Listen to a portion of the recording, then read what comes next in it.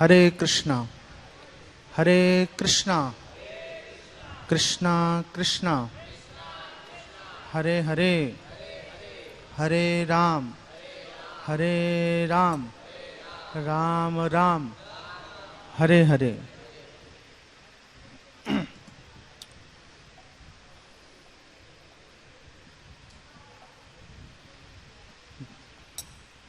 जय राधा माधव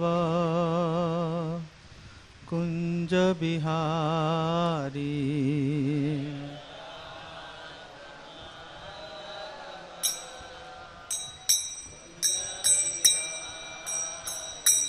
जय राधा माधव कुंज बिहारी,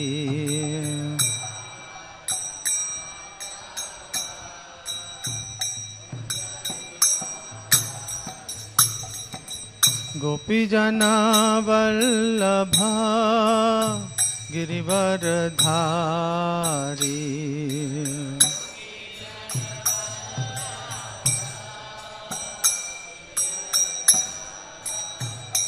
जय गोपीजन वल्लभा गिरिवरधारी,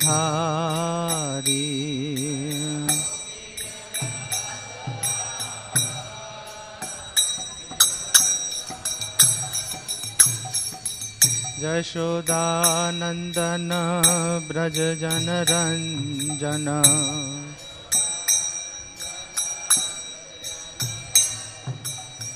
यशोदानंदन ब्रज जन रंजन,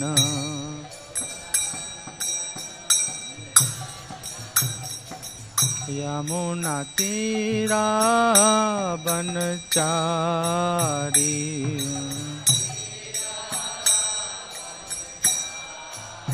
यमुना तीरा बनचारी,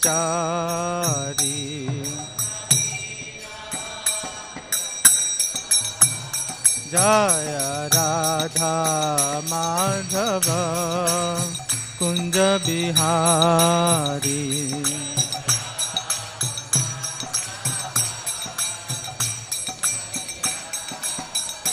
जय राधा माधव राधा माधव राधा माधव, जय राधा माधव,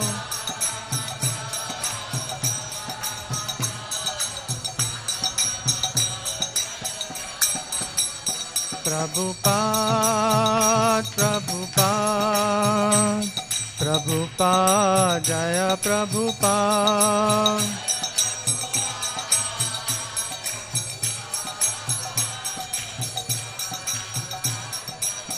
जय जय प्रभुपाद प्रभुपाद प्रभुपाद, जय प्रभुपाद,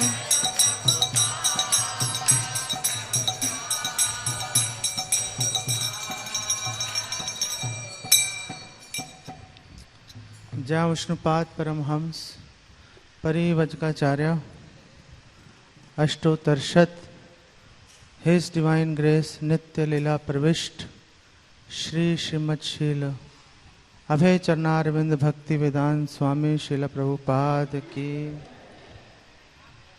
इस्कॉन बीबीटी संस्थापक आचार्य जगत गुरु श्रील प्रभुपाद की,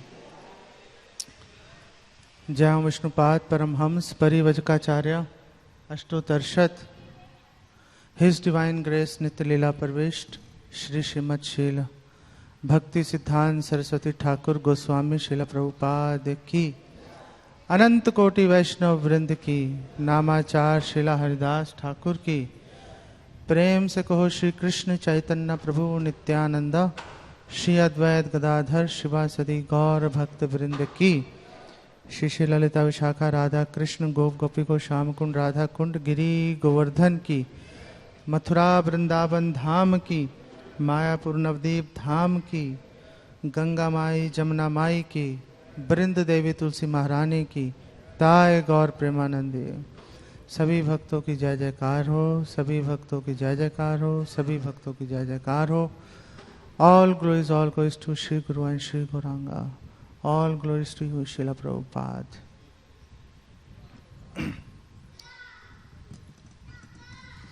Om Namo Bhagavate Vasudevaya. Om Namo Bhagavate Vasudevaya. Om Namo Bhagavate Vasudevaya.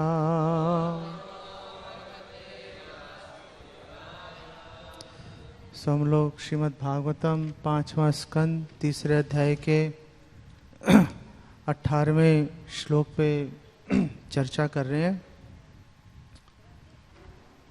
ततः आग्नेध्रिये अंशकलया अवतरिष्यामि आत्मतुल्यम् अनुपलभमानः।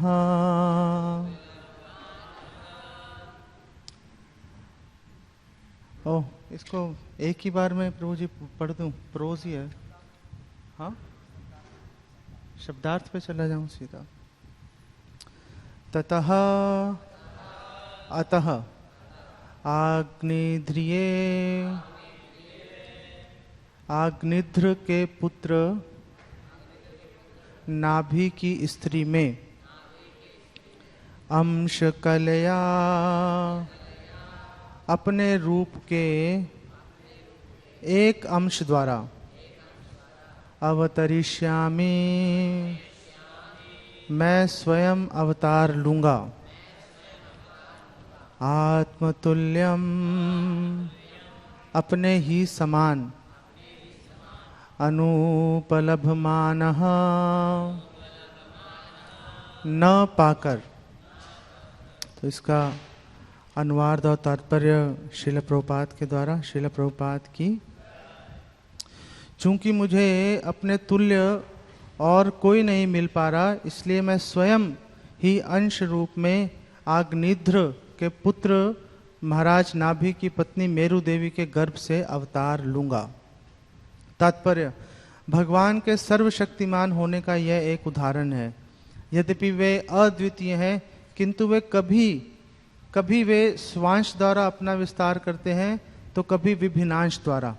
यहाँ पर विष्णु अपने स्वांश को आग्निध्र के पुत्र महाराज नाभि की स्त्री मेरु देवी के पुत्र के रूप में भेजने को तत्पर हो जाते हैं। ऋत्विज जानते थे कि भगवान एक है, तो भी उन्होंने परमेश्वर से महाराज नाभि का पुत्र बनने के लिए स्तुति की, जिससे कि सारा संसार जान सके कि भगवान एक है, उनके समान कोई अन्य नहीं।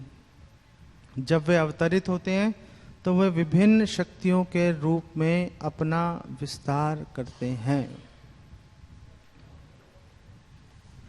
आजानुलंबित भुजो कनकावदातो संकीर्तनेक पितरो कमलायताक्षो विश्वम्भरो द्विजवरो युगधर्म पालो वंदे जगत प्रिय करो करुणावतारो वंदे श्री कृष्ण चैतन्य नित्यानंदो सहोदितो गौड़ोदय पुष्पंदो चित्रो छंदो तमोनुदो पंचतत्वात्मकं कृष्णं भक्त रूप स्वरूपकं भक्तावतारम भक्ताख्यम नमामि भक्त शक्तिकम। श्री कृष्ण चैतन्य प्रभु नित्यानंद श्री अद्वैत गदाधर शिवासदि गौर भक्त वृंदा। हरे कृष्णा कृष्णा कृष्णा हरे हरे, हरे राम राम राम हरे हरे। वैराग्य विद्या निज भक्ति योगा शिक्षार्थम एकः पुरुष पुराना। श्री कृष्ण चैतन्य शरीरधारी कृपां बुद्धिर्यस तम अहम प्रपत्ते। नमो विष्णुपादाय कृष्ण पृष्ठाय भूतले श्रीमते भक्ति वेदांत स्वामी निति नामिने। नमस्ते सरस्वती देवे गौरवाणी प्रचारिणे निर्विशेष शून्यवादी पाश्चात्य देश तारिणे। हरे कृष्णा। तो यहाँ पर ये प्रसंग चल रहा है भगवान ऋषभ देव के प्रकट होने का पूरा परिस्थितियां बन रही हैं। तो इसके बारे में चर्चा करने से पहले मैं जीता मित्र प्रभु, मोहन रूपा प्रभु और सभी उपस्थित वैष्णवों के चरणों में सिर झुकाता हूँ और उनसे प्रार्थना करता हूँ कि वो आशीर्वाद दें। आप सब आशीर्वाद दो कि इस पे हम कुछ चर्चा कर पाए। तो बात चल रही है यहाँ पर महाराज नाभि और मेरू देवी यज्ञ कर रहे हैं योग्य ब्राह्मणों के द्वारा, और यज्ञ के द्वारा यज्ञ करने का उनका एक ही औचित्य है उनका कि भगवान के दर्शन प्राप्त हो, भगवान की कृपा प्राप्त हो और भगवान से वो मांग सकें बहुत ही मुश्किल वस्तु कि भगवान जैसे ही उनको एक पुत्र प्राप्त हो जाए।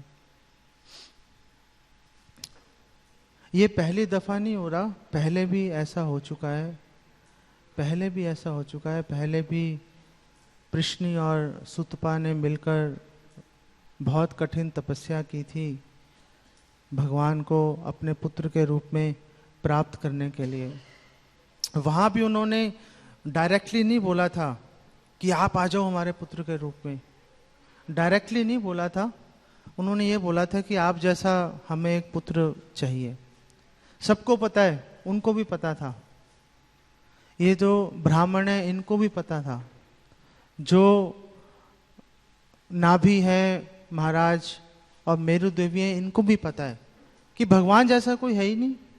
फिर भी भगवान को डायरेक्टली नहीं बोल रहे कि आप ही आ जाओ हमारे पुत्र के रूप में, बोल रहे हैं अपने जैसा आप हमें कोई संतान आप जो है हमें आप प्रदान कीजिए।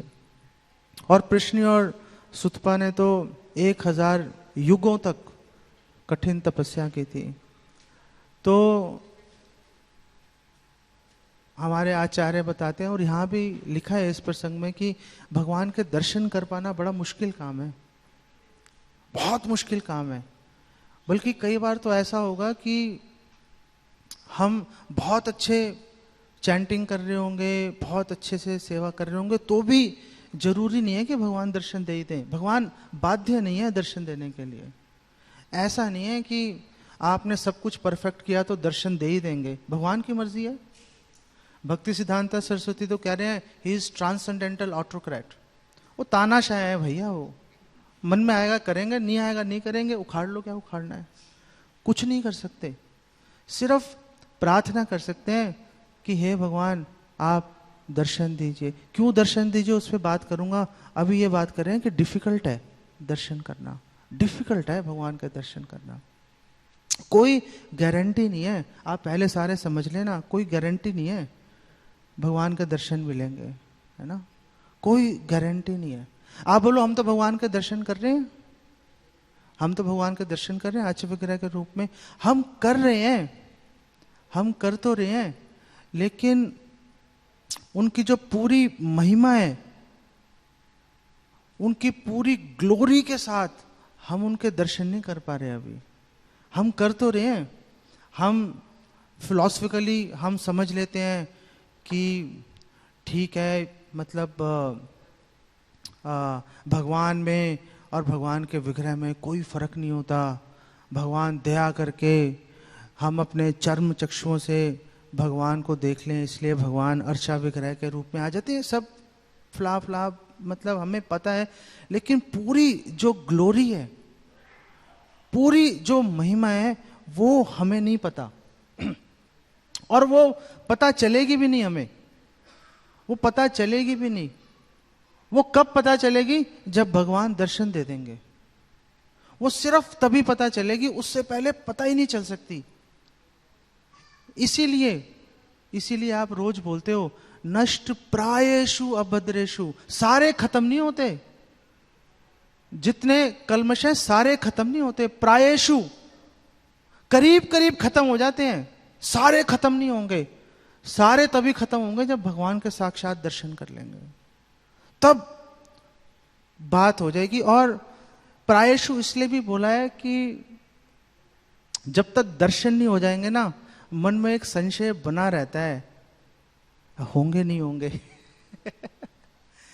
इसीलिए प्रायशु शब्द का प्रयोग किया गया। इसीलिए प्रायशु शब्द का, सारे अभद्र खत्म नहीं होते हमारे हृदय से। और एक बात यह भी है, सारे खत्म हो गए तो ये शरीर भी खत्म हो जाएगा, शरीर भी खत्म हो जाएगा, क्योंकि ये शरीर भी तो प्रारब्ध हमारे कर्म है, वो भी खत्म हो जाएगा। प्रभुपाद एक लेक्चर में इसके बारे में बात कर रहे हैं कि प्रायशु क्यों बोल रहे हैं, क्यों बोला है प्रायशु। तो डिफिकल्ट है भगवान के दर्शन करना, बहुत कठिन है कि हम भगवान के साक्षात ही भगवान के दर्शन हो जाएं। मुकुंद को तो भगवान ने बोल दिया था, जा नहीं देता दर्शन, करोड़ों जन्म तक लगा रही हो, नहीं दूंगा, 1 करोड़ जन्म के बाद दूंगा। तो सारे भक्त उदास हो गए, मुकुंद नाच रहे कि चलो टाइम फिक्स हो गया, टाइम फिक्स हो गया, 1 करोड़ के बाद मिलेगा, अब सही है, अब मेरी चिंता खत्म हो गई, अब सही है। तो जैसे ही मुकुंद ने सोचा, भगवान ने दर्शन दे दिया उसको। जैसे ही मुकुंद ने सोचा, तो मतलब काफी कठिन है। आप देख लो, देव की वसुदेव तो जान की बाजी लगा दी,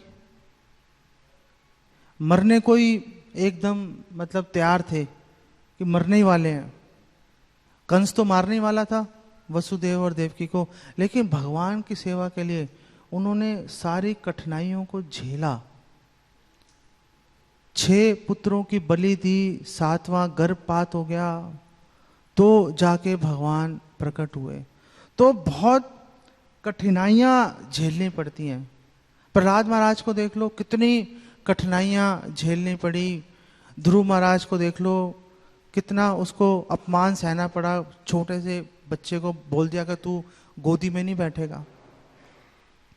और मजे की बात यह है कि सुनीति ने नहीं कहा था ध्रुव महाराज को, सुनीति ने नहीं कहा था कि तू नारायण की शरण में चला जा, सुरुचि कह रही है। नहीं, सुरुचि ने कहा था कि तू नारायण की भक्ति कर, मर जा, भक्ति करते करते फिर मेरी कोख से पैदा हुई हो, फिर चढ़ जाइयो। ये सुरुचि ने उसको बोला था। पहले तो सुरुचि ने वो आइडिया उसके दिमाग में डाला था कि तू कर ले।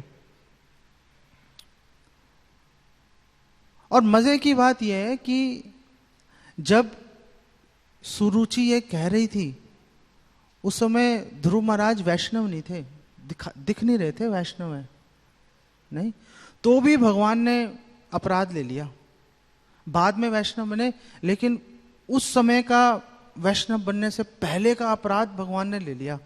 भगवान ने कहा दोनों मर जाएंगे, देख लेना, दोनों मरेंगे, अपराध कर लिया तो बस। उत्तम भी मर जाएगा, सुरुचि भी मर जाएगी। तो ये मोहन रूपा प्रभु ने कई साल पहले ये बात बताई थी, मुझे आज पता नहीं कैसे याद आ गई। तो ये बोल रहे थे, देखो भैया, ऐसा नहीं है कोई पैंट शर्ट में है तुम शुरू हो जाओ उसका अपमान करना, वो कभी भी धोती कुर्ते में आ सकता है, नहीं, तो बच के रहना चाहिए उससे। मतलब ऐसा नहीं है कि आप, इसलिए चैतन्य महाप्रभु ने बोला त्रिनादपि सुनिचन, भैया विनम्र बने रहना ज्यादा ठीक है। बेकार में आप किसी को ढूंढो कि ये अपमान का अधिकारी है, फिर शुरू हो जाओ उसका अपमान करना, वो अच्छी बात नहीं है। आप अपने आप को नीच समझ के चलते रहो। तो डिफिकल्ट है भगवान के दर्शन करना, तो डिफिकल्ट है तो फिर मतलब क्यों भगवान के दर्शन करना चाहते हैं, क्यों भगवान के दर्शन करना चाहते हैं? भगवान के दर्शन इसलिए करना चाहते हैं कि जो संतुष्टि भगवान के दर्शन से होगी, वो संतुष्टि अन्यथा प्राप्ति नहीं हो सकती, वो मिलेगी नहीं। कुछ भी कर ले, कुछ भी कर ले, मिलेगी नहीं। ध्रुव महाराज ने जैसे दर्शन किए, सारी इच्छाएं एक तरफ हो गई। स्वामिन कृतार्थोस्मि वरम न याचे, हे स्वामी मैं कृतार्थ हो गया, मुझे कुछ नहीं चाहिए। लेकिन भगवान ने कहा देखो तुम्हारे मन में डिजायर थी, पूरी करूंगा मैं। अब आप इससे वंचित नहीं आपको रख सकता, आपको ये एक्सेप्ट करना पड़ेगा। और भगवान ने ध्रुव महाराज को ही बोला था कि भैया जो तेरे मन में डिजायर है वो है बहुत मुश्किल, लेकिन दे दूंगा। यहां भी भगवान ने बोला ब्राह्मणों को कि जो आपने जो मांगा है वरदान कि इसके पुत्र के रूप में मेरे जैसे कोई व्यक्ति आ जाए, वो ये है बहुत मुश्किल, है बहुत मुश्किल, लेकिन क्योंकि तुमने ये बोल दिया, और मैं अब ब्राह्मणों के, अपने भक्तों के वचन को कभी झुठला नहीं सकता कभी मैं, तो उसको पूरा करके रहूंगा मैं। और भगवान ये पूरा कैसे करते हैं? भगवान पूरा करते हैं अपनी योग शक्ति से, इसलिए भगवान योगेश्वर है। कठिन से कठिन काम भगवान पूरा कर देते हैं। असंभव होगा भगवान तुरंत पूरा कर देंगे, असंभव कोई भी काम होगा 1 सेकंड में पूरा कर देंगे। ऐसा कोई काम नहीं है जो भगवान करना पाए। तो इसका एक उदाहरण है कि विश्वनाथ चक्रवर्ती ठाकुर एक प्रश्न उठाते हैं कि अगर भैया भगवान सब कुछ कर सकते हैं तो क्या भगवान ऐसा पत्थर बना सकते हैं जिसको वही ना उठा पाए? अब यहां पे समस्या खड़ी हो जाती है कि अगर भगवान बना सकते हैं ऐसा पत्थर तो भैया उठा नहीं पाएंगे तो दोष आ गया, अगर नहीं बना सकते तो दोष आ गया। दोनों तरफ से समस्या खड़ी हो गई। तो फिर विश्वनाथ चक्रवर्ती ठाकुर ने बोला, देखो भगवान ऐसा पत्थर बना सकते हैं जिसको वो उठा नहीं पाए। पहले ऐसा पत्थर बना देंगे जिसको उठा नहीं पाएंगे, फिर अपनी शक्ति बढ़ाकर उसको उठा लेंगे। भगवान दोनों काम कर सकते हैं। तो भगवान के लिए कुछ भी मतलब असंभव नहीं है। मुश्किल से मुश्किल काम भगवान चुटकी बजा, बल्कि चुटकी बजाने का भी भगवान को जरूरत नहीं पड़ता, सोचने से ही भगवान के काम हो जाते हैं। अच्युत है ना, सोचा काम हो गया बस, है ना, सोचने से काम हो जाता है। ऐसे बहुत बड़े बड़े मैनेजमेंट गुरु है ना, वो बोलते हैं कि 50% काम माइंड में होता है, प्लानिंग नहीं, 50% काम माइंड से हो जाता है। भगवान का 100% माइंड से हो जाता है। भगवान का 100% हो जाता है। भगवान को कुछ करने की जरूरत नहीं है। तो भगवान क्यों आते हैं? भगवान आते क्यों हैं? तो भगवान आते हैं अपने भक्तों की जो विरह की अग्नि है उसको शांत करने के लिए, कि देख लो भाई, तब तुम देखना चाह रहे थे ना, मरे जा रहे थे देखे बगैर, अब देख लो, तुम शांत हो जाओगे, चलो भैया अब मैं वापस जाता हूं। तो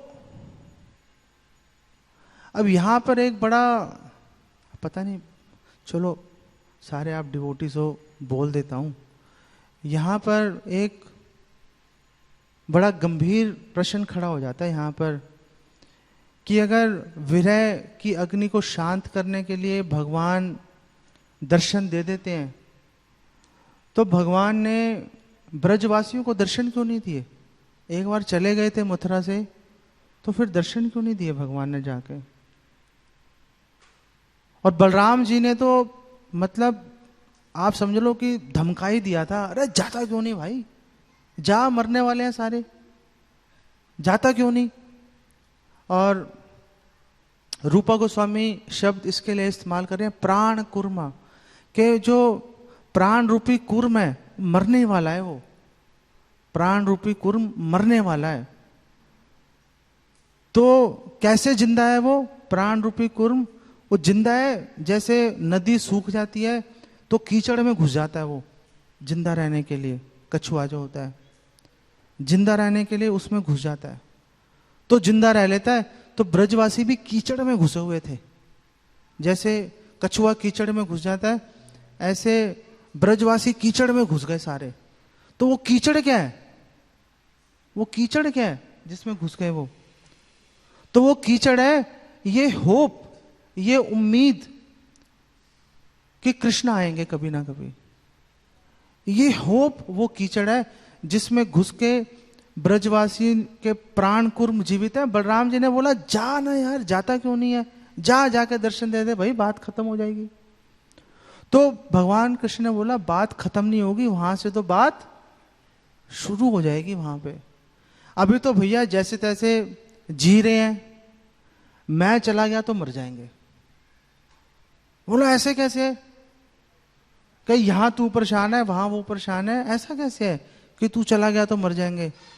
उन्होंने बोला अभी तो उनको आशा है कि मैं आऊंगा, जीवित है, लेकिन अगर मैं चला गया तो मुझे देखते ही उनको टेंशन हो जाए कि ये वापस चला जाएगा, अभी तो मर जाएंगे, तो झेल नहीं पाएंगे उसको। इसीलिए भगवान द्वारका में दुख झेलते रहे, रोते रहे, लेकिन वृंदावन नहीं गए, वापस ब्रज नहीं गए, भक्तों से, अपने माता पिता से, वरिष्ठ वैष्णवों, जितने भी गोपियां थी, गोप थे, नहीं गए मिलने के लिए कि असहनीय दुख मिलेगा, अभी जो मिल रहा है चलने दो उसको, बढ़ाओ, मैं घटा नहीं सकता तो बढ़ाऊं क्यों उसको? मेरे पास ऐसा मेरे पास क्या अधिकार है कि मैं घटा तो सकता नहीं, बढ़ा और दूं, जैसा चल रहा है चलने दो, मैं अपना दुख झेलता रहूंगा, झेल लूंगा, वो अपना दुख झेल रहे हैं, झेलने दो। नहीं जाते भगवान, नहीं जाएंगे भगवान वहां पर। हाँ, कठिन से कठिन काम कर लेते हैं, जाएंगे नहीं। अब वहां पर आप देख लो, सारी जो भी वरिष्ठ गोपियां थी सब भगवान को स्तनपान कराना चाहती हैं। कैसे संभव होगा? यशोदा माता के रहते कैसे संभव होगा कि सारी जो वरिष्ठ गोपियां स्तनपान कराने की उनकी इच्छा पूरी हो जाए? तो भगवान एक तीर से कई निशाने कर देते हैं। गायों का भी सुख दे दिया, ब्रह्मा जी को भी सबक सिखा दिया, और जो वरिष्ठ गोपियां हैं उनका भी उन्होंने, उनको जो उनकी इच्छा थी उसको भी भगवान ने पूरा कर दिया। योगेश्वर है, एक काम से भगवान सारी इच्छाएं अनायास भगवान पूरी कर लेते हैं, अनायास। सारी गोपियों की, सारी गायों की, सबकी इच्छाएं एक बार में पूरी कर दी, पूरा 1 साल उनको सुख प्रदान करते रहे भगवान। इसीलिए भगवान भक्त वत्सल है, योगेश्वर भी है, भक्त वत्सल भी है, योगेश्वर भी। भगवान कुछ भी कठिन से कठिन परिस्थिति है पूरी कर देते हैं। यहां प्रभुपाद पहली लाइन में बोल रहे हैं कि भगवान सर्वशक्तिमान है, सर्वशक्तिमान है भगवान।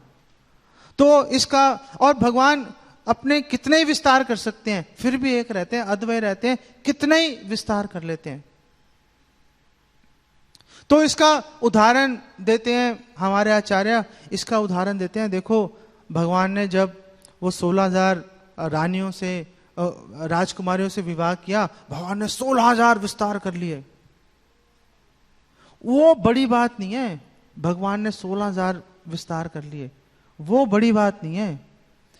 बड़ी बात यह है कि भगवान ने विधिवत विवाह कर लिया उनसे, ये बड़ी बात है।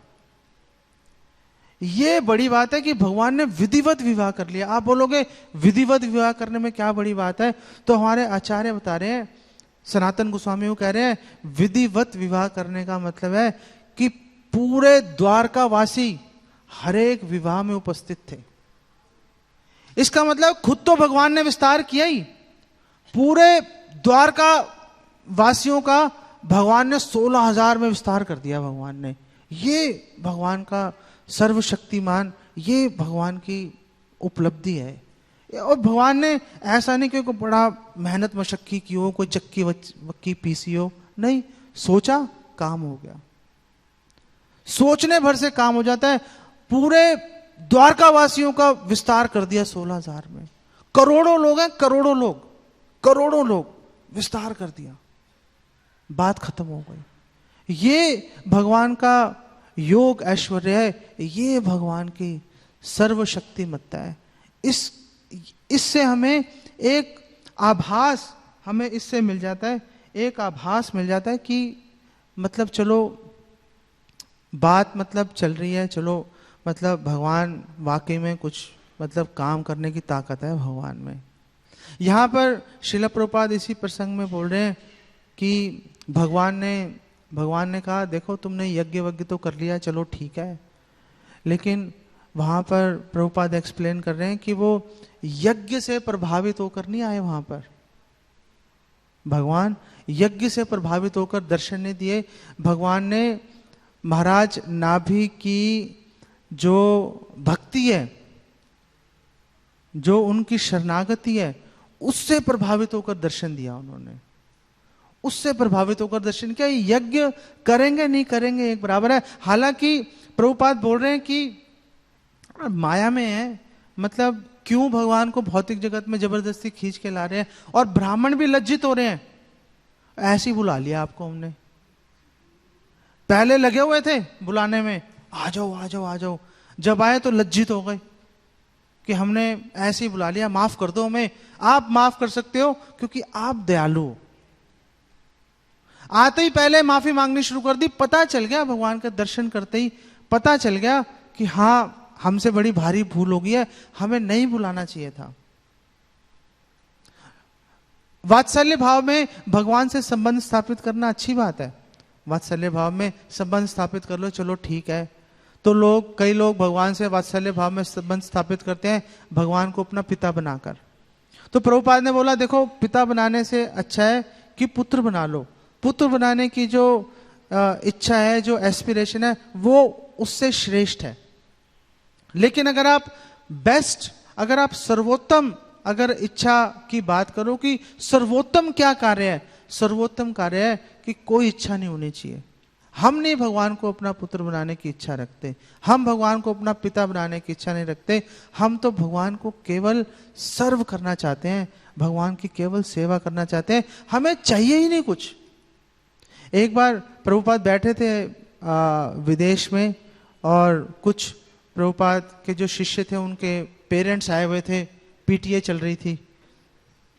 वो आए वहां पर, और एक डिवोटी थे, उसके माता पिता ने बोला कि स्वामी जी बाकी सब तो ठीक है, बाकी तो सब ठीक लग रहा है, लेकिन ऐसा लग रहा है इसकी इच्छाएं खत्म हो गई हैं, ही हैज नो एस्पिरेशन।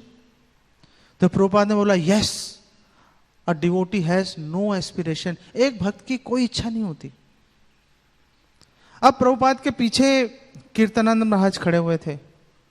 अब वो सोच रहे थे कि मैं ज्यादा इंटेलिजेंट हूं, तो उन्होंने बोला नहीं नहीं, प्रभुपाद का मतलब है कि प्रभुपाद का मतलब नो एस्पिरेशन से प्रभुपाद का मतलब है नो मैटीरियल एस्पिरेशन, कोई भौतिक इच्छा नहीं है।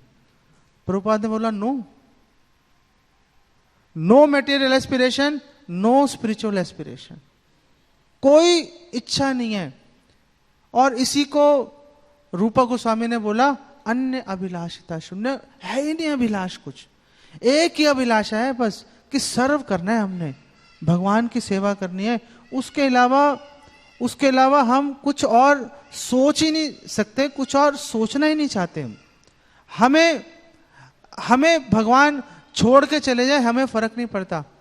अभी हम आसाम में थे, तो एक भक्त ने बोला कि प्रभु जी मैं बहुत दुखी हूं। मैंने बोला चलो दुखी तो मैं भी हूं, चलो पहले तुम बताओ तुम क्यों दुखी हो। तो उसने कहा कई बार मैं जप कर रहा होता हूं तो मुझे लगता है कि भगवान मेरे से दूर चले गए। तो मैंने कहा भाई जाने थे, तेरा क्या जा रहा है, तो जा रहे हैं, चले गए, दूर चले गए, वो तू क्यों परेशान है भाई, तू अपना जप करता रहे, तुझे क्या लेना देना कि भगवान की इच्छा है चले गए, उनकी इच्छा होगी आ जाएंगे, तू भाई कौन है उनको बोलने वाला कि मेरे पास रहो आके। ये नए भक्तों की निशानी होती है, ओ भगवान का स्मरण नहीं हो रहा, अरे मन नहीं लग पा रहा, भगवान दूर चले गए। अबे क्या घटिया बात है यार, सेवा करो भाई, ये क्या बात है। जब उद्धव जी संदेश लेके गए थे, भगवान कृष्ण ने बोला यार ये चिट्ठी ले जा जरा भाई, तू बढ़िया आदमी है, ये चिट्ठी ले जा। वो चिट्ठी लेके पहुंच गए गोपियों के पास, गोपियों ने बिठाया आसन पे, चारों तरफ घेर के बैठ गए और बोला हाँ बता भाई क्या कहना चाहता है तू, बता। तो उन्होंने बोला, उद्धव जी ने, देखो आप रो मत, भगवान आएंगे जल्दी। और श्रीमती राधा ने कहा भाई निकल यहां से यार, तुझे किसने कहा है कि हम उनको यहां पे लाना चाहते हैं, तुझे किसने कह दिया। इतनी घटिया सोच लेके तू कैसे आ गया? तू नया नया नया नया डिवोटी है क्या तू?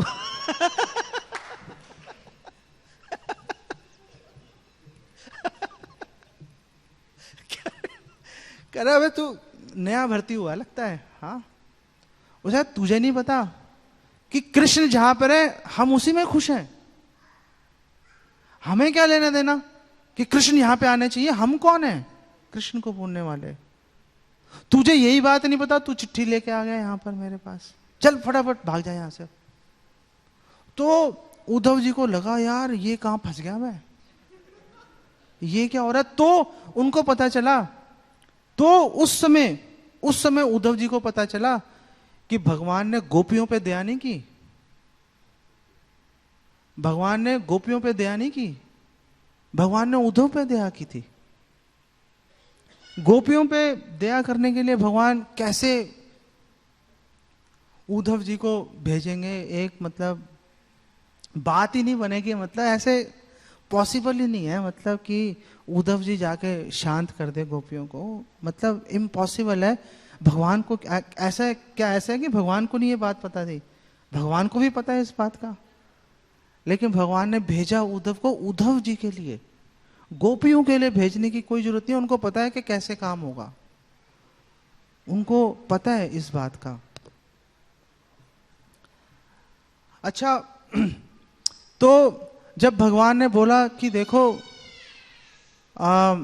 मैं भक्ति से खुश होकर आ गया यहाँ पर, यज्ञ से खुश होकर नहीं आया मैं, तो वहां पे प्रभुपाद ने एक बहुत महत्वपूर्ण एक व्याख्या में एक लाइन बोल दी वहां पर। वो लाइन पढ़ के एकदम मन शांत हो गया। वो लाइन पढ़ के कई तकलीफें दूर हो गई। वो लाइन पढ़ के कई तकलीफें चल रही थी वो खत्म हो गई सारी। और प्रभुपाद ने बोला कि ये जो डिवोशन है, ये जो भक्ति भाव है, ये भगवान की भूख के समान है। अगर आप किसी का पेट भरा हो, आप उसको कितने ही भोजन सामने रख दो वो खाएगा ही नहीं। विदुर जी कह रहे हैं, विदुर नीति में विदुर जी कह रहे हैं कि स्वाद खाने में नहीं होता, स्वाद भूख में होता है। भूख लगी हो तो सूखे चावल टेस्टी लगते हैं, भूख नहीं लगी तो शाही पनीर खा के उल्टी कर देते हैं लोग। स्वाद खाने में नहीं है, स्वाद भूख के अंदर है। और श्रील प्रभुपाद इसके व्याख्या में बोल रहे हैं, यहां पर इस तीसरे अध्याय के अंदर बोल रहे हैं कि जो डिवोशन है, जो भक्ति भाव है, ये भगवान की भूख है। आपकी भक्ति अगर बहुत प्रगाढ़ होगी, उतनी भगवान को भूख लग जाएगी, उतनी भगवान को भूख लग जाएगी। और यही कारण है, यही कारण है भगवान ने बोल दिया पत्रम पुष्पम फलम तोयम यो में भक्त्या प्रचति, कि भक्ति से करोगे तो भूख लगेगी भैया, भक्ति से नहीं करोगे नहीं लगेगी। दुर्योधन ने भी सेवा कर दी भगवान की। भगवान आए थे हस्तिनापुर में, 56 भोग लगा दिए, बड़े से बड़ा महल खाली करा दिया, घोड़े खोल दिए पूरे। भगवान ने देखा ही नहीं, भूख ही नहीं लगी उनको, भूख नहीं लगी उनको। क्यों? क्योंकि दुर्योधन में सेवा तो थी, डिवोशन नहीं थी, सेवा भाव नहीं था दुर्योधन में। इसीलिए भगवान के उदर में भूख जागृत नहीं कर पाया, भगवान ने खाया नहीं, विदुर के घर जाके छिलके खा लिए। भूख लग गई वहां पर जाके उनको, वहां पे जाके भूख लग गई उनको। ये बात बड़ी महत्वपूर्ण है कि भगवान की जो भूख है, जो भगवान की भूख है, हमारी डिवोशन है, वो हमारी भक्ति भगवान की भूख है। जितनी अच्छे से आप भक्ति करोगे, अगर आप भगवान को कुछ अर्पण करना चाहते हो, पहले भगवान की भूख को बढ़ाओ। भगवान की भूख हमारी भक्ति से बढ़ेगी। ये बात आप हमेशा हमेशा इस बात को आप लोग याद रखना। और एक बात कह के, अब कहने को तो बहुत कुछ है, माइक पकड़ लो तो बस काम हो जाता है। एक बात और महत्वपूर्ण है, आप सब लोगों के लिए प्रैक्टिकल लेवल पर जो बहुत स्ट्राइकिंग बात है यहाँ पर, मतलब दिखाई नहीं देगी वो बात, अगर टॉर्च जला के दिखाएंगे नहीं, दिखाई नहीं देगी वो बात। आप देखो मेरू देवी क्या कर रही हैं, ब्राह्मण मंत्र बोल रहे हैं, यज्ञ नाभि, राजा नाभि करवा रहे हैं, मेरू देवी क्या कर रही हैं? मेरू देवी तो कुछ नहीं कर रही, बैठी हुई है बस। मेरू देवी एक ही काम कर रही हैं, अपने पति की सेवा कर रही हैं, वो पति को सर्व कर रही हैं। और उसका फल क्या मिला? उसका फल क्या मिला कि यज्ञ तो नाभि ने किया था और भगवान मेरू देवी के गर्भ में आके विराजमान हो गए। इसका मतलब यह है कि जैसे एक पत्नी अपने पति की पूरे मनोयोग से सेवा करती है, ये बात आप लोगों के लिए बता रहा हूं मैं, ये आप लोगों के लिए जो सो रहे हैं जाग जाओ। जिस तरह एक पत्नी अपने पति की पूरे मनोयोग से सेवा करती है, जिस तरह मेरू देवी पूरे मनोयोग से अपने पति की सेवा कर रही थी और भगवान की कृपा प्राप्त हो गई, उसी तरह से अगर आप और हम पूरे मनोयोग से अगर वरिष्ठ वैष्णवों के और गुरु की अगर हम सेवा करेंगे तो सारा काम वो करेंगे, सारा काम वो करेंगे, गुरु और वरिष्ठ वैष्णव सारा काम वो करेंगे और हृदय में आपके भगवान आकर स्थापित हो जाएंगे। और यहां पे मैं इसको विराम देता हूं और मैं प्रार्थना करता हूं जीता मित्र प्रभु जी से कि वो कुछ आशीर्वचन कहें। हरे कृष्णा, धन्यवाद। इसमें एक श्लोक, इसमें शब्द है आग्निध्रिये। तो मैं विचार कर रहा था कि संस्कृत भाषा में जो है शब्दों की रचना कैसे होती है और कई शब्द मिल करके एक शब्द बनाते हैं संस्कृत भाषा में। आग्निध्रिये ये शब्द है, इसका क्या मतलब है? आग्निध्र के पुत्र की पत्नी के अंदर, इतने शब्द मिलकर के एक शब्द है। आग्निध्र महाराज हुए पहले, उनके पुत्र हुए तो आग्निध्री, उनको कहीं आग्निध्री, और फिर आग्निध्रिया क्या हुआ? आग्निध्र के पुत्र की पत्नी। फिर आग्निध्रिये, तो आग्निध्र के पुत्र की पत्नी के अंदर भगवान कह रहे हैं कि अवतरिष्यामि, मैं अवतार लूँगा। तो महाराज आग्निध्र के पुत्र की पत्नी, आग्निध्र के पुत्र है नाभि और उनकी पत्नी है मेरू देवी। तो इतना लंबा जो है, जो कई शब्द मिल करके एक शब्द बनते हैं संस्कृत भाषा में। तो संस्कृत भाषा की जो विशेषता है वो ये है कि इसमें जो है एक ही शब्द में कई शब्द मतलब इसके अंदर आ जाते हैं। तो भगवान कहते हैं कि आत्मतुल्यम अनुपलभमाना, अपने समान मैं नहीं किसी को प्राप्त कर सकता। तो ये भी भगवान की अयोग्यता है, असमर्थता है कि भगवान अपने समान किसी को नहीं प्राप्त कर सकते। और गीता में भगवान कहते हैं उत्तमः पुरुषस्तुन्यः परमात्मेति उदाहृतः। उत्तम पुरुष अन्य ही है, क्षर पुरुष अक्षर पुरुष भगवान बताते हैं सब जीवात्माएं, कोई क्षर हैं कोई अक्षर हैं, उत्तम पुरुष अन्य है, वो एक ही है। क्षर पुरुष बहुत से हैं, अक्षर पुरुष बहुत से हैं, कोई संख्या ही नहीं है। क्षर पुरुषों की कोई संख्या नहीं, अक्षर पुरुषों की कोई संख्या नहीं, लेकिन अन्य एक वचन है, उत्तमः पुरुषस्तुन्यः परमात्मेति उदाहृतः, वो एक ही है। और यो लोकत्रयमाविश्य बिभर्ति, वो समस्त लोकों में प्रवेश करके सबका पालन करता है। अव्यय ईश्वर, तो ईश्वर है वो अविनाशी ईश्वर है, उसका पद कोई प्राप्त नहीं कर सकता है। अविनाशी ईश्वर का मतलब है कि ईश्वर का पद भी अविनाशी है, कि उस पद को कोई प्राप्त नहीं कर सकता है। तो यहाँ पर भगवान कह रहे हैं कि मेरे समान कोई नहीं है, मैं नहीं प्राप्त कर सकता अपने समान किसी को। लेकिन फिर प्रभुपाद कहते हैं कि भगवान की शक्ति है, ओमनीपोटेंट है, भगवान जो है सर्वशक्तिमान है। तो जो कार्य वो नहीं कर सकते वो कर सकते हैं, तो वो कर लेते हैं। तो अंश कलया अवतरिष्यामि, अपने अंश कला से मैं अवतार लूँगा। इसका मतलब है कि भगवान के जो भी कार्य हैं वो बंद नहीं होते हैं। अगर आपको कहा जाए कि आप किसी के घर में पुत्र बन करके रहिए, तो आपका जो है सब काम बंद हो जाएगा।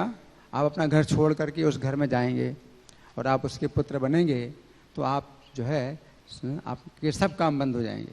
ये भगवान जो है ऐसा नहीं, उनका अंश विस्तार, अपने अंश विस्तार के द्वारा कार्य करते हैं और उनका अपना कार्य भी चलता है। भगवान वैकुंठ में भी रहते हैं और अपना अंश विस्तार करते हैं, तो कोई भगवान के लिए किसी कार्य में अंतर नहीं पड़ता है ना। तो भगवान हर जगह निवास कर सकते हैं। गोलोक निवसति अखिल आत्मभूतो, तो गोलोक धाम में निवास करते हैं, लेकिन अखिल आत्मभूतो सबके हृदय में भी निवास करते हैं। तो ये भगवान की सर्वशक्तिमत्ता है कि भगवान ऐसा कर सकते हैं। तो इसमें जो है हमें समझना चाहिए कि भगवान एक ही हैं, भगवान एक ही है, दो नहीं है। लेकिन फिर भी जब भगवान अपना विस्तार करते हैं तो वो विस्तार भी जो है मतलब भगवान के ही समान है। जब कहा आपके समान चाहिए तो भगवान के ही समान है। तो प्रभुपाद ने एक उदाहरण दिया कि जैसे दिया, तो जो एक दिया होता है उससे दूसरे दिए जलते हैं तो उनमें बराबर प्रकाश होता है। फिर भी कहा जाता है कि पहला दिया यही है, गोविंदम आदि पुरुषम। तो कृष्ण आदि पुरुष हैं और उनके जितने भी विस्तार हैं उनके ही समान है, कोई अंतर नहीं है। लेकिन फिर भी कहा जाता है कि भगवान आदि पुरुष हैं, तो एक ही हैं भगवान। तो इस तरह से भगवान की अचिंत्य शक्ति है। हरे कृष्ण।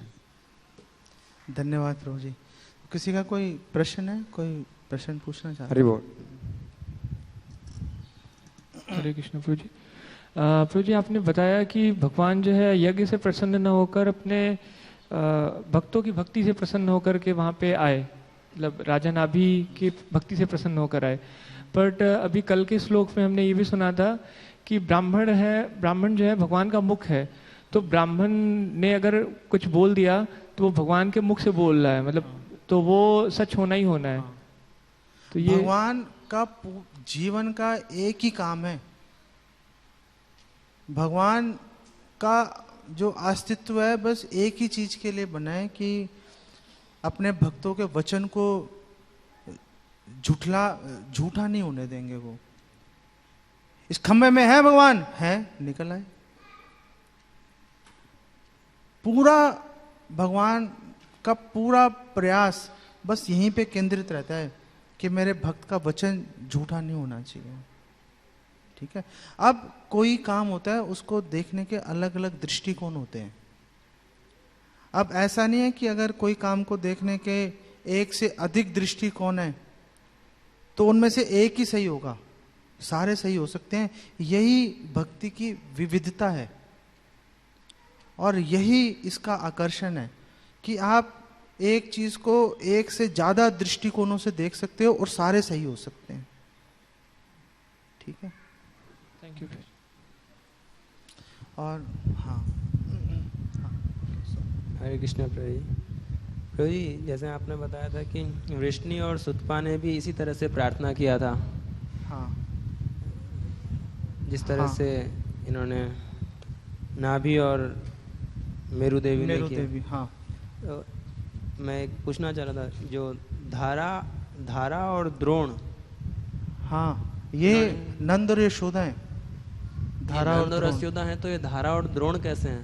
हाँ, तो उनके वो जो धारा और द्रोण है वो नंद यशोदा जो है वो उनके रूप में अवतरित हो गए यहाँ पर। अब आप बोलो कि उनके रूप में अवतरित हो गए तो फिर वो नित्य कैसे हैं? अब वो नित्य हैं भैया, यही तो अचिंत्यता है। अब प्रहलाद महाराज को बचाने के लिए, हिरण्यकशिपु को मारने के लिए, ब्रह्मा जी के सारे वरदान पूरे करने के लिए भगवान ने ऐसा ही नरसिंह भगवान का जो रूप ले लिया। तो कुछ भगवान ने गढ़ा नहीं था वो रूप, वो पहले से ही विद्यमान है वो रूप। अब वो कैसे हो रहा है, कैसे ये सारी चीज आपस में फिट हो गई, ये भगवान का योग ऐश्वर्य है, ये अचिंत्य है।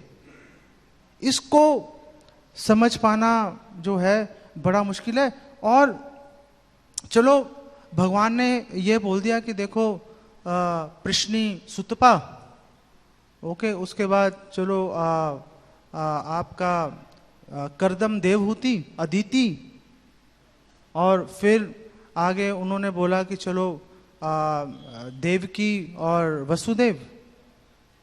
तो अब बात आती है, अब यहाँ पर हम देख रहे हैं कि नाभि और मेरु देवी। अब एक बड़ी इंटरेस्टिंग बात है, भगवान देखो कह रहे हैं, भगवान कह रहे हैं कि नाम विग्रह स्वरूप तीन एक रूप, तीने भेद नाही, तीनों चित आनंद रूप, तीनों चित आनंद रूप हैं। अब क्वेश्चन ये है कि जब भगवान अर्चा विग्रह के रूप में आते हैं तो भगवान की माता कौन है? तो भगवान की माता भूमि है। तो जब भगवान नाम के रूप में आते हैं तो भगवान की माता कौन है? जीवा। भगवान किसी भी भगवान वस्तु को, किसी भी व्यक्ति को, किसी भी पार्षद को भगवान किसी भी तरह से भगवान प्रयोग कर लेते हैं। भगवान किसी भी तरह से प्रयोग कर लेते हैं भगवान जब अवतरित होना चाहते हैं।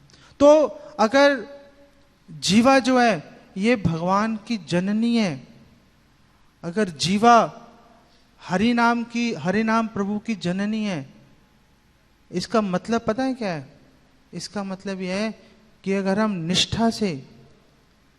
निष्ठा से अगर हम हरि नाम प्रभु की सेवा करेंगे तो हमारी जो जीवा है वो उस स्तर पे पहुंच सकती है।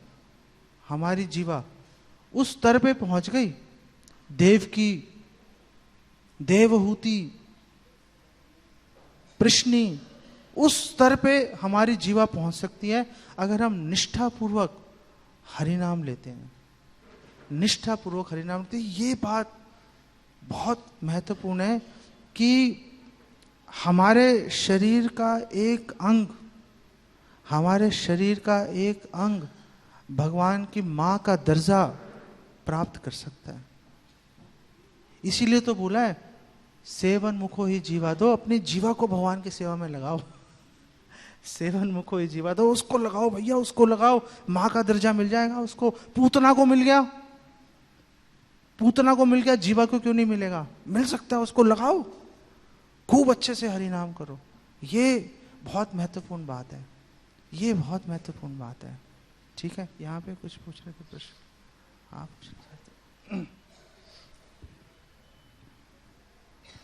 हरे कृष्ण प्रभु जी। मैं पूछना चाहता था कि जो भक्ति है इसे वो संबंध ज्ञान से करते हैं तो क्या वो शुद्ध भक्ति है?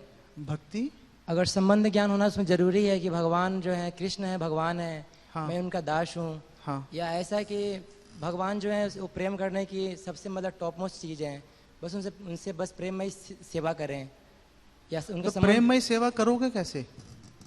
उसके लिए संबंध, बिना संबंध के संभव नहीं है ना। अगर हम लोग पड़ोसी की सेवा क्यों नहीं करते? हम लोग जो पत्नी है पति की सेवा कर रही है, पति अपने माँ बाप की सेवा करता है, बच्चों की सेवा करता है, क्यों करता है? संबंध के चलते करता है ना। तो जब तक संबंध नहीं होगा तब तक अभिधेय पे जाओगे नहीं, प्रयोजन तक पहुंच नहीं सकते। संबंध होना तो बहुत आवश्यक है, संबंध होना बहुत आवश्यक है। बिना संबंध के सेवा आरंभ नहीं होगी, वो प्रेरणा नहीं आएगी सेवा करने की। सेवा तो प्रेरणा से होगी ना, कोई पैसे तो दे नहीं रहा, जो ले रहे हैं गलत करते हैं, पैसे तो कोई दे नहीं रहा। अब अगर पैसे नहीं दे रहा तो फिर प्रेरणा से गाड़ी चलेगी, तो प्रेरणा से गाड़ी चलनी चाहिए। तो प्रेरणा कहां से आएगी? प्रेरणा संबंध से आएगी। संबंध से प्रेरणा शुरू होगी और प्रयोजन पे ध्यान होगा तो अभिधेय होगा। संबंध भी पता होना चाहिए, प्रयोजन भी पता होगा, तो ही प्रेरणा गाड़ी होगी ना, कि हमारा गोल कितना महान है, तो भागेंगे हम फुल स्पीड पे। तब नहीं तो क्यों भागेंगे? पड़े रहेंगे। हमने तो पड़े हुए हैं करोड़ों लोग, नहीं। तो संबंध भी जरूरी है पता होना और प्रयोजन भी जरूरी है पता होना। संबंध से प्रेरणा आएगी और प्रयोजन से उसको शक्ति मिलेगी, उसको इम्पेटस, उसको एक फोर्स मिलेगी करने की, हाँ करना है काम, तो बात बनेगी। दोनों मिलके फिर अभिधेय में प्रवृत्त होंगे हम, नहीं तो अभिधेय में प्रवृत्त नहीं हो पाएंगे हम, है ना। अब संबंध, प्रयोजन शुद्ध भक्ति है या नहीं है? है शुद्ध भक्ति? क्यों नहीं है शुद्ध भक्ति? है शुद्ध भक्ति, ठीक है। लेकिन हम इस पचड़े में पड़े क्यों? हम इस पचड़े में पड़े क्यों? आप जितने भी भगवान के जो शुद्ध भक्त हुए हैं, भगवान के पार्षद हो रहे हैं, आप उनको देखो, वो सोच नहीं रहे कि हम कहां पर हैं। उनके दिमाग में बस एक ही धुन सवार है, इस सेवा करनी है, हमने सेवा करनी है, सेवा करनी है। सेवा नहीं कर पा रहे, हम सेवा नहीं कर पा रहे, कम कर रहे हैं। उनके दिमाग में बस यही धुन सवार है। वो ये नहीं सोच रहे कि मैं कनिष्ठ हूं, मध्यम हूं, उत्तम हूं। अगर कभी सोच भी लेते हैं तो यही सोचते हैं कि भैया मेरे से नीच तो कोई है ही नहीं। वो कौन वैष्णव है जो शुद्ध ये बोल रहा है कि मैं शुद्ध भक्त हूं? एक दिखा दो, है ही नहीं कोई। तो हम इस चक्कर में क्यों पड़ रहे हैं? मत पड़ो इस चक्कर में। ये दिमाग खराब करने वाली कहानियां हैं। ये सोचो भैया सर्विस कैसे करनी है, सेवा करो, शोषण करवा लो अपना, बस शोषण के स्तर पे आ जाओ कि शोषण करो हमारा, निचोड़ लो हमें। और जब निचोड़ लोगे तो लात मार के फेंक देना, और तब हम कंप्लेंट नहीं करेंगे। तब हम कंप्लेंट नहीं करेंगे, क्योंकि हम चाहते ही यही थे। हम चाहते ये थे तो बात बनेगी। और इधर उधर की शुद्ध भक्ति, मध्यम, उत्तम, कनिष्ठ, अधिकारी, ये तो यार पता नहीं कौन है जो सोच रहे हैं। सोच ही क्यों रहे हैं समझ नहीं आ रही। बिल्कुल बकवास है सोचना। ये छोड़ो यार, सेवा करो, काम खत्म हो गया। अच्छे से चैंटिंग करो, अच्छे से सेवा करो, शोषण करवाओ अपना, तब बात बनेगी, ठीक है। और किसी का प्रश्न? ओ हाँ, अच्छा वो पूछा, आप प्रश्न मत पूछना आप। हरे कृष्णा। इसमें एक बात और भी है कि कुछ लोग जो है चाहते हैं कि गोपी भाव, भाई सबसे ऊंचा गोपी भाव है, हमें गोपी भाव प्राप्त करना है। तो ये जो है ये रजोगुण के अंदर होता है कि गौड़िया मठ वाले कहते हैं कि भाई इस्कॉन में प्रभुपाद ने तो जो है आपको प्रारंभिक बातें बताई हैं, हम आपको गोपी भाव बताएंगे, गोपी भाव सिखाएंगे, आप लोग गोपी भाव प्राप्त करो। तो कई लोग इस्कॉन छोड़ के गौड़िया मठ जाते हैं, हमें गोपी भाव प्राप्त करना है। ये जो है सच्ची भावना नहीं है। तो प्रभु जी यही बता रहे हैं कि सेवा की इस तरह की भावना नहीं है। हमें तो ये प्रार्थना करनी है कि तद्भृत्य भृत्य परिचारक भृत्य भृत्य, आपके सेवक के सेवक के सेवक के सेवक का सेवक मुझे आप बनाओ। तो ये नहीं कि नहीं गोपी भाव, क्योंकि गोपी भाव में सबसे ऊंचा जो है वो प्रेम है, सबसे ऊंचा रस प्राप्त होता है, तो हम गोपी भाव प्राप्त करेंगे। ये नहीं, ये भावना नहीं होना चाहिए।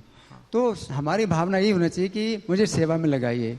प्रभुपाद कहते हैं हरे कृष्ण मंत्र का आप जाप कर रहे हैं कि मुझे अपनी सेवा में लगाइए।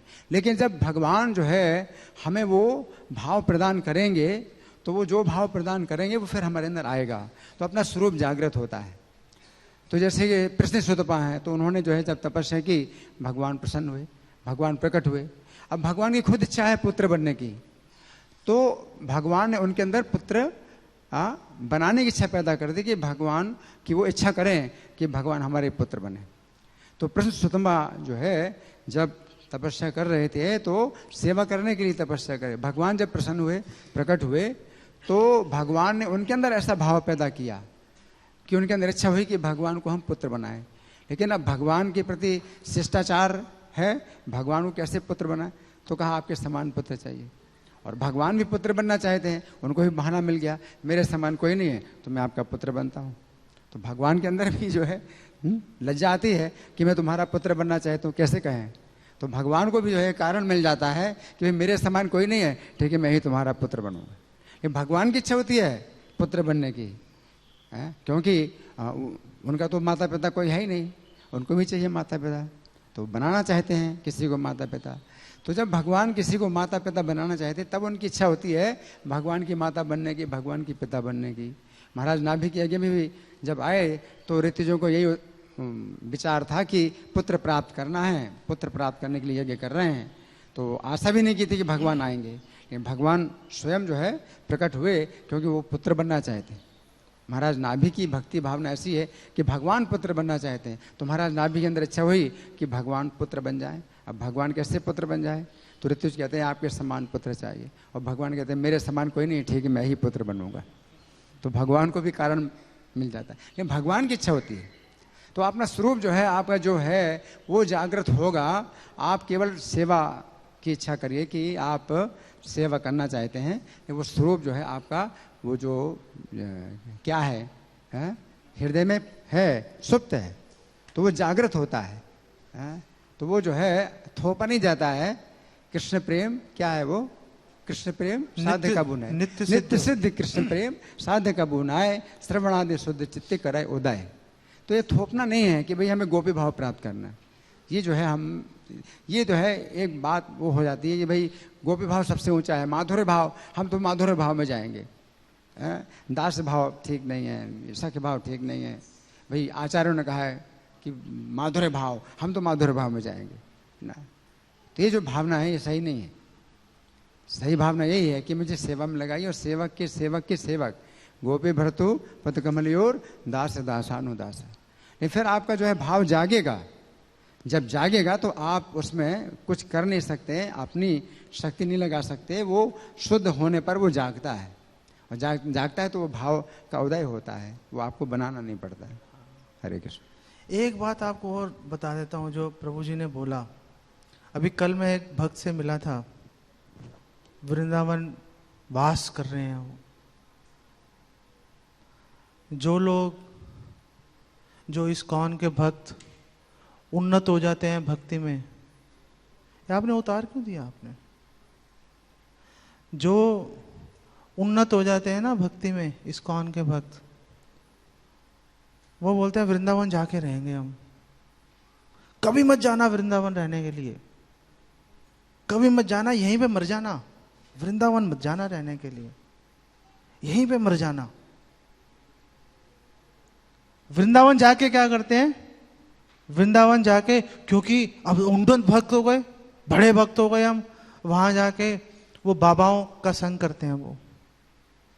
तो ये भक्त कल मिले थे मेरे को, और मुझे बता रहे थे हम ये लीला सुन रहे हैं, हम फलानी लीला सुन रहे हैं, हम ढिमकानी लीला सुन रहे हैं। तो एक बहुत महान संत हैं, वो कह रहे थे कि इस्कॉन घटिया संस्था है, वो प्रचार में लगी हुई है, लीला सुनो लीला सुनो। मैंने कहा उसके मुंह पे थूका नहीं तुमने? अबे ये बता, तू वहां पे बैठ के बोल रहा है कि इस्कॉन घटिया प्रचार कर रहा है, तेरे सामने सारे इस्कॉन के लोग बैठे हैं। अगर यहां पे नहीं कर रहे होते, साले तेरे सामने बैठता कौन आके? ये बता तू, क्यों नहीं थूका तुमने उसके मुंह पे? हम कैसे थूके? तो तू जाके बैठा क्यों था उसके सामने? मत बैठ, उठ के चला जा। नहीं बोल सकता, उठ के चला जा भाई। क्यों बैठा तू वहां पर? क्यों तूने सुन लिया कि इस्कॉन के भक्त घटिया प्रचार कर रहे हैं, वो फिलॉसफी झाड़ते रहते हैं? लीला सुनो, कभी मत जाना वृंदावन। ये गोपी भाव और ये इस चक्कर में सेवा करो, सेवा लड़ते हुए अपने प्राण छोड़ दो। हमारे आचार्य कहते हैं गर्दन कट जाए ना तो भी तलवार चलाते रहना, मत जाना वृंदावन कभी भी। यहीं पे रह के पूरा जीवन झोंक दो तो वो सिद्धि मिलेगी, वहां पे नहीं मिलेगी कभी भी। ये बात याद रखना। ओके, हरे कृष्णा। श्रील प्रभुपाद की